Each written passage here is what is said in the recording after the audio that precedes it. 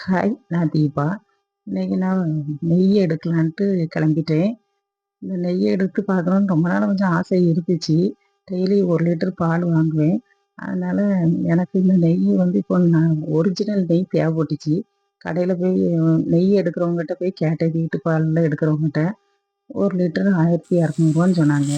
ரூ. 1200 குடுத்து வாங்கணுமா? நம்மளே செஞ்சு பார்த்துருவோமேன்ட்டு ஒரு 10 நாள் அந்த 1 லிட்டர் பால்ல ஆடைய எடுத்து வச்சு சேர்த்தேன். 10 நாளைக்கு இவ்வளவு வெண்ணெய் கிடச்சிச்சு. அதனால் உடனே அதை உருக்கிருவோம் அப்படின்ட்டு வச்சேன். ஃபஸ்ட்டு நான் எடுக்கணுன்னே எனக்கு சந்தோஷம் தாங்க முடியலை. அதனால நான் அதை கையில் பார்த்து பார்த்து ரசிச்சுக்கிட்டேன். அதுக்கு ஒரு நம்மளா இவ்வளோக்குள்ள பரவாயில்லையே, இவ்வளோ நாள் வேஸ்ட்டு பண்ணிட்டோமேன்னு ஃபீல் பண்ணினேன். சரி அப்படின்ட்டு கையையும் கழுவிட்டு அந்த நெய் காய விட்டுருந்தேன்.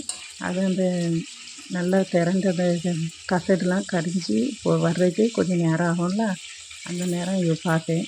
சரி அது காயட்டுன்ட்டு ஃப்ரிட்ஜிலேருந்து ஒரு ஆப்பிள், ஒரு பீட்ரூட்டு, கேரட் இருந்துச்சு எடுத்து அதை கொஞ்சம் பீஸாக வெட்டுவோம் அப்படின்ட்டு வெட்டினேன்.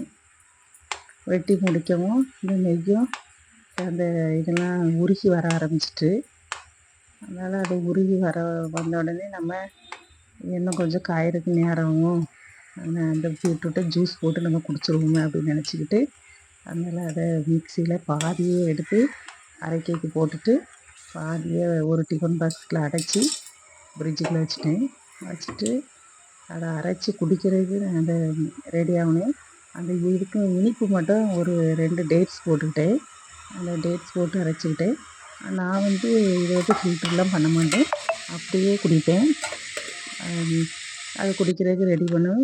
நெய்யும் காஞ்சிட்டு அதனால் கொஞ்சம் கருவேப்பிலையும் முருங்கையும் போட்டு ஒரு கொதிக்க வச்சு ஆஃப் பண்ணி முடிச்சிட்டோம்.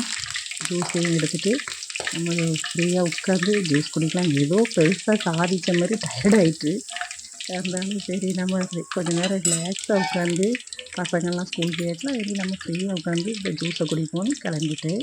பாய்.